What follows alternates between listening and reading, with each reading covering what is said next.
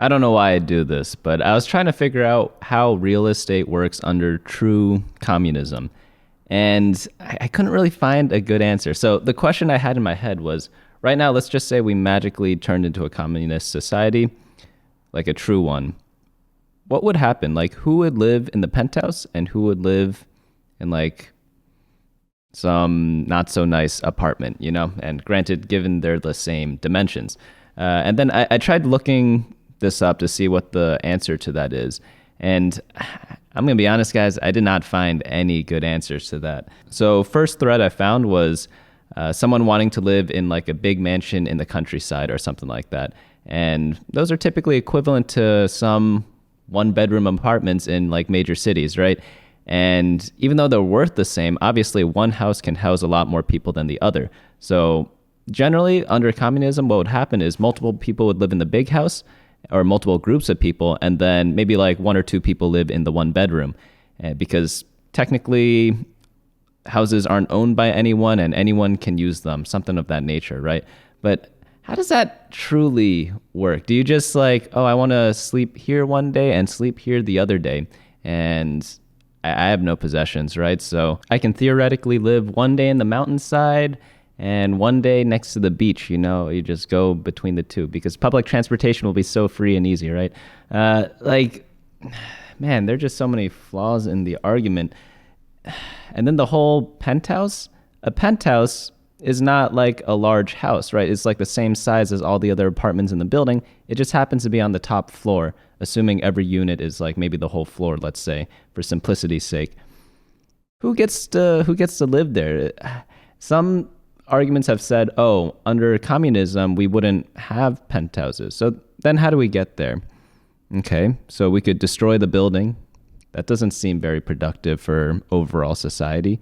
I'm sure some people value living in a penthouse. Maybe some people value it more than others. And then ideally, you can kind of just house people based on what they want. But what ends up happening is that multiple people want the same thing. Another argument I heard is, oh, real estate and housing needs is going to be based on like proximity to work, or there's a thing called like housing vouchers, where if you work more, you get more housing vouchers, and then you get to live in the nicer houses. But then, why wouldn't you just do like regular capitalism? I don't know. That did not make sense to me. There are a lot more like far-fetched arguments. Like some people are saying, oh, we can't picture what communist society will look like because the late stage idea would happen like 1,000 years from now or like 500 years from now. So would there be penthouses even then? And that I don't really know. I don't know how you would get there. No one's like a fortune teller because they say like, hey, no one could have predicted that capitalism could lead to where we are today. But again, the question remains, let's say you are in like this perfect utopia. There is, well, not perfect utopia, some utopia that every house is identically the same, or like every living unit, let's call it, is identically the same. But there's one issue with that, because the first thing you learn in real estate is that every piece of real estate is different and unique because they're literally just in different places. And it's one of the only products in the world that's kind of like that. So even in the same building, there's a difference between, okay, let's say first floor versus second floor. The view's approximately the same, right? So you'd probably want to live on the first floor because it's more convenient. Let's just pretend those are the only factors right now. Someone still has to live on the second floor, right? So you have to walk farther up to get there. Okay, let's get rid of floors. Let's say the entire communist housing is all one floor, so that should be equal, right? But then two people work at the same office building, right? One person has to walk a couple steps more than the other person. Is that fair? Is that equitable, equal? I don't know how people use those terms, but there's always going to be some inequality. It's just unavoidable. So like, how does a system ever truly, truly work? It just can't once you break it down to that.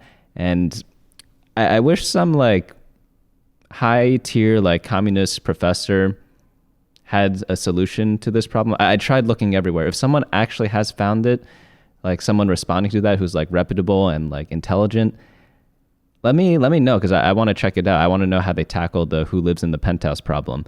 And I don't know if it's like an actual problem. That's just like what I made up when I was just thinking about it randomly. But under capitalism, it's like very simple of who gets to live in the penthouse. It's like if you really want to live in the penthouse, you can sacrifice other aspects of your life to save up money for it and then like find some new ideas to make money, work longer hours to make money. There are a lot of ways to make money under capitalism, right? And then you could use that money to buy the house if that's like your true desire in life, right? But all these other forums that I've been browsing where this question's proposed, none of the answers are even close to being convincing. And it's kind of sad because like people go to bed at night thinking that, and it's just not a convincing argument on like how they would actually do it. So I'm very, very confused about that. But yeah, obviously I'm pretty capitalist and like I'm all for like free markets and stuff.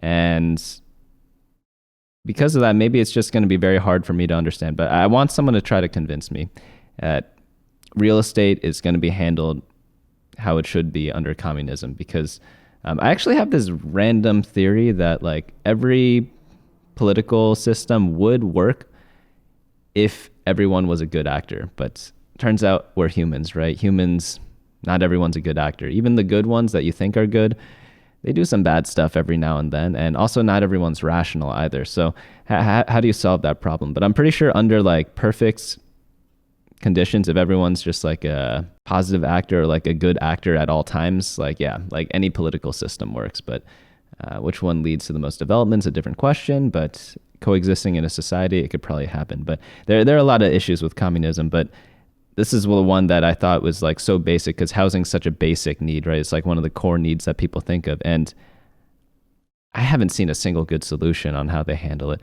There are some examples on like what the USSR did, but even then, like there's so much inequality in how they implemented it. It's like, yeah, why does someone else get to live in a better space? And some argument is like, you shouldn't care that someone else lives in a better state because everyone's like the same community. But like, we're humans, right? Like maybe what I'm provided with is enough, but why does someone else just randomly get to have like a nicer place than me? That just doesn't make any sense. It's not fair, you know?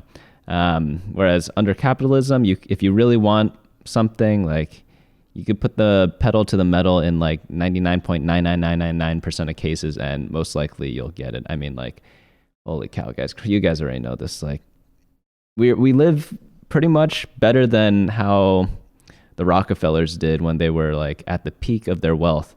Like you can Uber anywhere, like we drive faster than him.